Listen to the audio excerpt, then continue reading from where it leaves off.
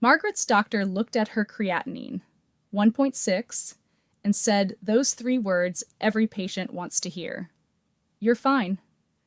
But look at this number right here. This number means Margaret's kidneys are working at 45%. That is stage 3 kidney disease, and nobody told her, hi, I'm Dr. Grace Wells, and I'm a kidney and diabetes health educator for older adults. If you're watching this, you've probably had some blood work done recently, or someone you love has, and you're sitting there looking at a piece of paper full of numbers that nobody really stopped to explain. That's exactly why I'm here. Over the next several weeks, we're going to do something a little different. We're going to open a real lab report and read it together, the way a kidney specialist would, line by line, in plain English. Today, we start with Margaret. Her story is one I hear more often than I should. And if you're between 60 and 80 years old, or if you love someone who is, I want you to stay with me. Because what's inside your lab report could genuinely change what happens next. Margaret is 68 years old. She's been managing high blood pressure, what doctors call hypertension, for about 12 years. She takes her medication. She goes to her appointments. She does everything she's supposed to do. But for the last 6 months, she's been exhausted in a way that just doesn't make sense. Not tired because she didn't sleep well. Tired in the bones. The kind of tired where you finish breakfast and you already want to sit back down. She mentioned it at her last appointment. Her doctor ordered a basic metabolic panel, a standard blood test, and when the results came back, the office called and said, "Everything looks fine, Margaret. Your creatinine is a little elevated, but that's normal for your age. See you in 6 months." End of conversation. Now, I want to be fair to that doctor. They're busy. They're managing dozens of patients, and technically, that creatinine number was within the range they were watching. But here's the problem. When we look at Margaret's full panel, creatinine 1.6, eGFR 45, BUN 28, albumin 3.4. This is not a picture of someone who is fine.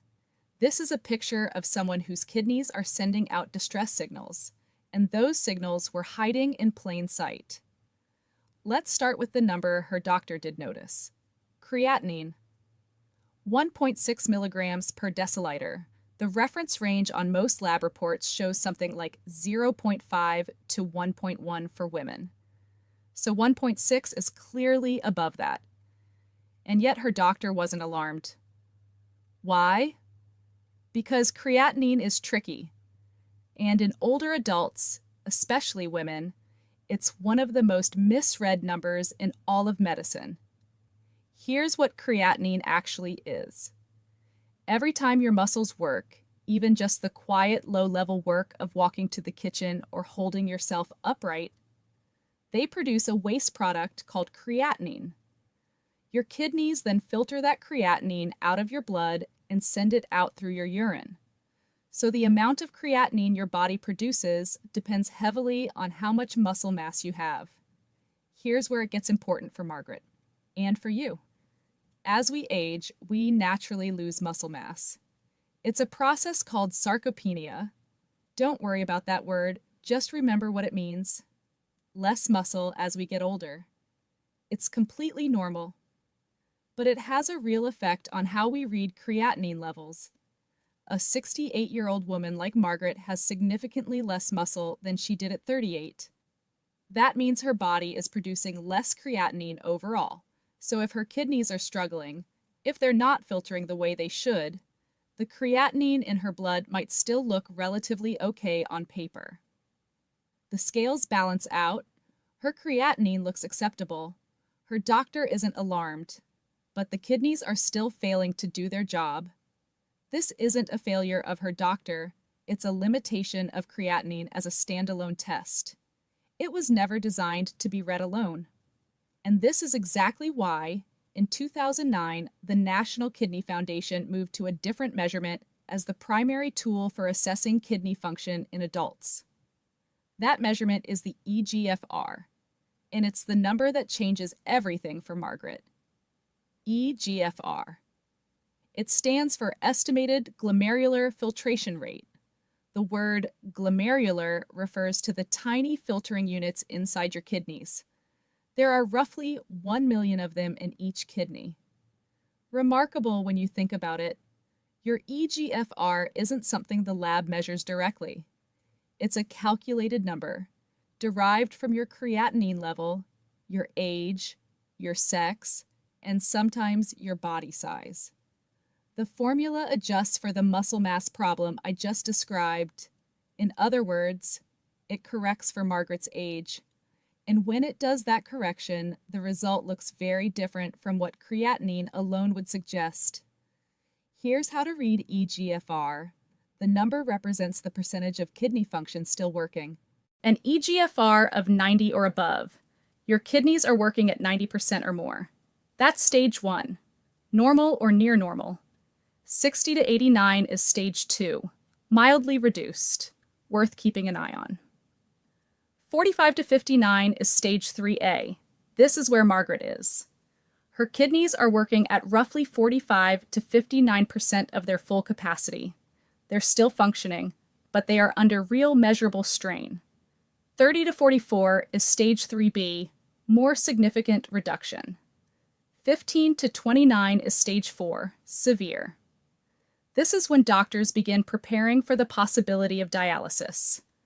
And below 15 is stage 5, kidney failure. The point where dialysis or a transplant becomes necessary to sustain life. Margaret's eGFR is 45, stage 3A. Now, here is what I need you to hear clearly and calmly. Stage 3, A is not a death sentence. Many people live at this stage for years without ever progressing. With the right management, the right diet, the right medication adjustments, consistent monitoring, kidney function can be stabilized. In some cases, it can even improve. But that can only happen if someone knows they're there. Margaret didn't know. And 6 months of not knowing is 6 months without intervention. Now let's look at 2 more numbers in Margaret's panel that add important pieces to this picture. First, BUN. BUN. Blood urea nitrogen. When your body breaks down protein from the food you eat or from natural cellular processes, it produces a waste product called urea. Your kidneys filter urea out of your blood just like they filter creatinine. The normal range for BUN is roughly 7 to 20 milligrams per deciliter. Margaret's BUN is 28. That's above normal. This tells us the kidneys are having difficulty clearing urea efficiently. It confirms what the eGFR is already suggesting, that filtration is under stress. One note here, BUN can also rise temporarily from dehydration, a very high protein meal, or certain medications. So this number is always read in context, not in isolation, but combined with an eGFR of 45 and an elevated creatinine, it fits a coherent and concerning picture. Now we have albumin. This one is subtle, and it's the number I most want you to pay attention to. Albumin is a protein made by your liver. It travels through your bloodstream doing several critical jobs, carrying nutrients, regulating fluid balance in your tissues, and serving as an indirect measure of your overall nutritional health. Normal range is 3.5 to 5.0 grams per deciliter. Margaret's albumin is 3.4, just barely below normal. On most lab reports, this prints in plain black ink. No flag, no asterisk. Easy to miss. But low albumin in an older adult is a meaningful signal. It can point to mild malnutrition, because as kidney function declines, appetite often decreases, and the way the body processes nutrients changes. In Margaret's case, that 3.4, combined with 6 months of bone-deep fatigue, tells us her body isn't getting everything it needs. Her kidneys and her nutrition are connected. Both need attention. One genuinely encouraging note. Margaret's potassium is 4.2, solidly normal. Potassium becomes critically important to monitor in kidney disease because damaged kidneys can allow it to build up to dangerous levels. For now, Margaret's potassium is well controlled. That's a real positive. and we'll take it. So what should Margaret do now?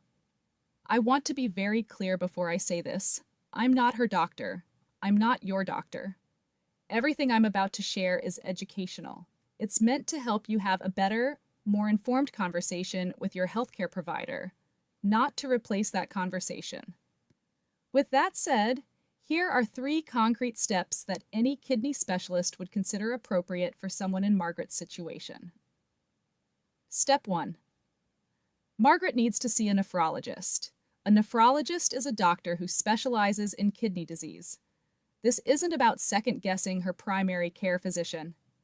It's about getting an expert set of eyes on a situation that has become specialized. At stage 3A, with an eGFR of 45 and the other markers we've walked through, a nephrology referral isn't just appropriate. It's recommended by the National Kidney Foundation's clinical guidelines. If you or someone you love is in a similar situation, the words to use at the next appointment are simple. My eGFR is 45. I'd like a referral to a nephrologist to make sure we're doing everything we can. Write that down, put it in your phone. That one sentence can open a door. Step 2, review every medication with her doctor, and do it soon. This matters for a very specific reason. Many common medications are processed by the kidneys. When kidney function is reduced, those drugs can build up in the bloodstream to levels that were never intended and cause serious harm. At stage 3A, certain NSAIDs, nonsteroidal anti-inflammatory drugs like ibuprofen, are a concern. Some blood pressure medications may need dose adjustments. Some contrast dyes used in imaging can be problematic. Margaret should bring a complete list of everything she takes, prescriptions, over-the-counter medications, supplements, to her next appointment and ask, are any of these a concern given my current kidney function? Step 3. Ask for a referral to a renal dietitian. Given that Margaret's albumin is low and her BUN is elevated, her diet needs careful, individualized attention. Kidney-friendly nutrition is not as simple as eat less protein. It's nuanced. Too much protein puts strain on the kidneys, but too little protein causes exactly the kind of muscle wasting and fatigue Margaret is already experiencing. A renal dietitian, a nutritionist who specializes specifically in kidney disease, can help Margaret find that balance. They'll also guide her on potassium and phosphorus intake, which will matter more as her monitoring continues. These 3 steps are not dramatic. They are not frightening. They are the beginning of Margaret taking back control of something that has been quietly happening in her body, without her knowledge. Margaret's story isn't unusual, it's remarkably common. Kidney disease progresses slowly and quietly. It rarely announces itself with dramatic symptoms in the early stages. And because creatinine alone can look deceptively normal in older adults, it slips through the cracks of routine appointments more often than any of us would like. But here's what I want you to take away from today. The knowledge exists, the tools exist, the treatment exists. What has been missing for Margaret and perhaps for you is the translation. Someone who sits down and says, here's what this number means. Here's what to do next. You are not alone in this. That's what I'm here for. If today was helpful, please subscribe so you don't miss the next episode. And if you have a family member, a parent, a sibling, a spouse, who has been told their blood work is fine, please share this video with them. Next week, we meet Robert. Robert is 72 years old. His creatinine looks completely normal. His doctor isn't concerned, but his kidneys are operating at 38%. We're going to find out exactly how that's possible and what Robert needs to do about it. Stay with us.